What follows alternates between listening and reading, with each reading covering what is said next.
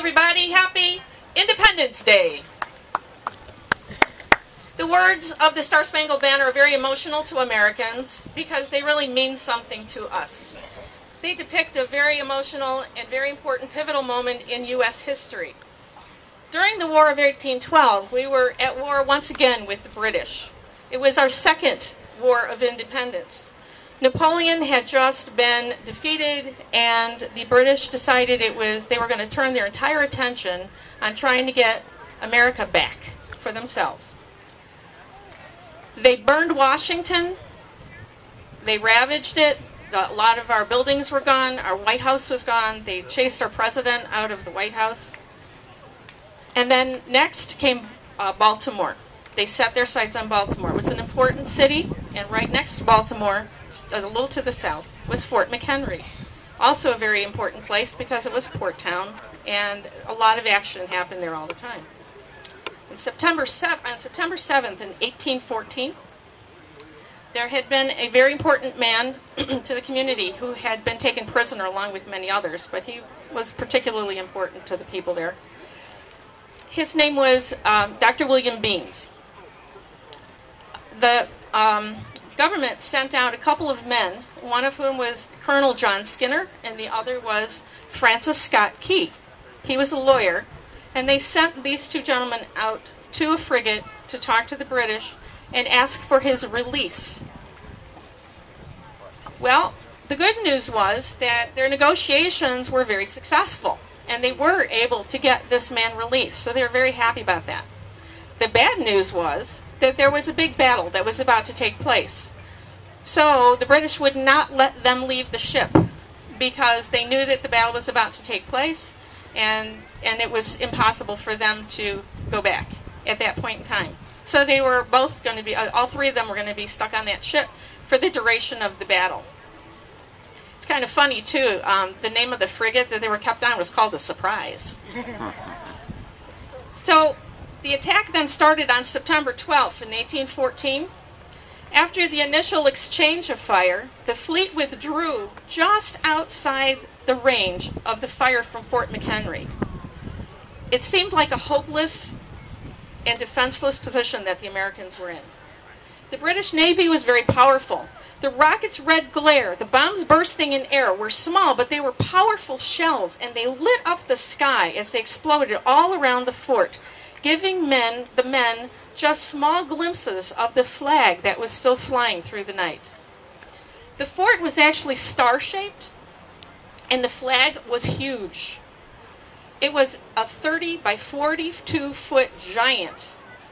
It had 8 red stripes, 7 white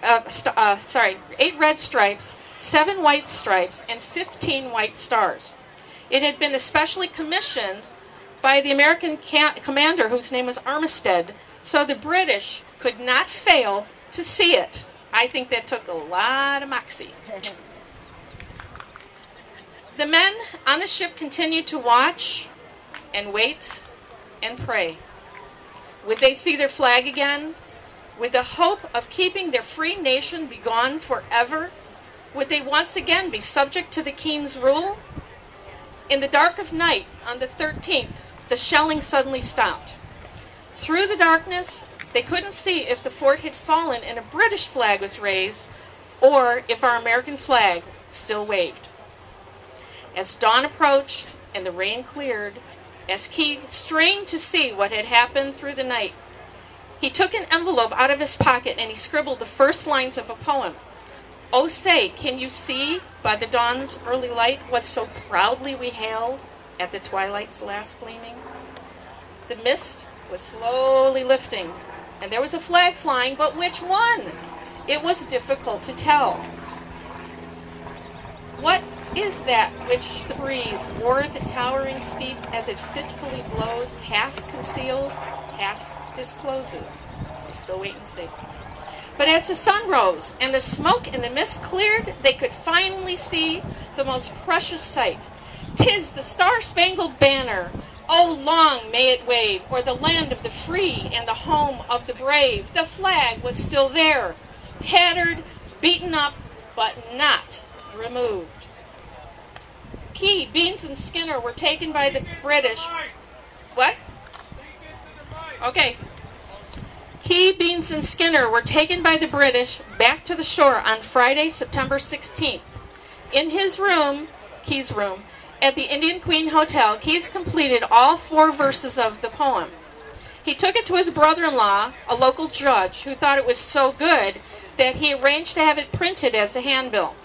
Printing was completed by Monday morning and copies were distributed to everyone at the fort. The title of the poem was The Defense of Fort McHenry.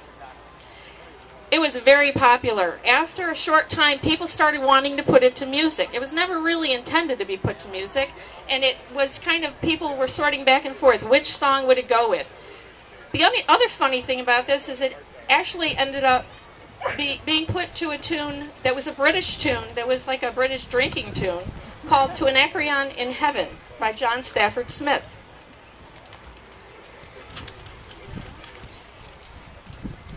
In 1916, Woodrow Wilson, Glenn Beck's favorite president, had ordered that the song should become the national anthem played by the military and naval services, sorry about that.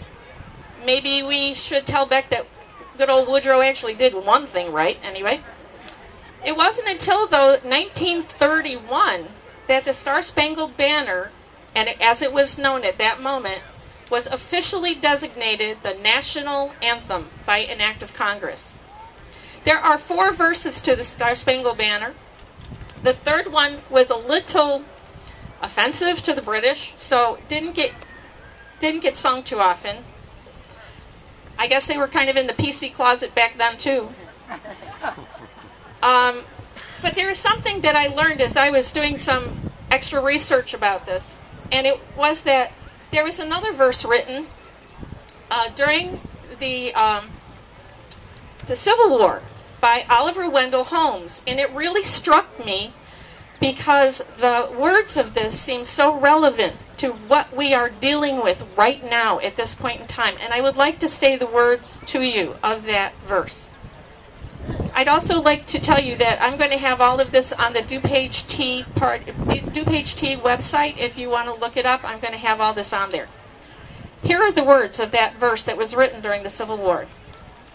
When our land is illumined with liberty's smile, if a foe from within strikes a blow at her glory, down, down with the traitor that tries to defile the flag of the stars and a page of her story.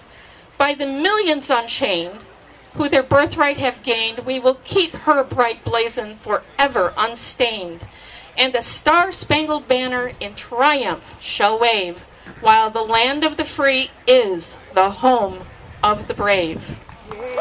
Thank you. God bless America. God bless all of you for coming today.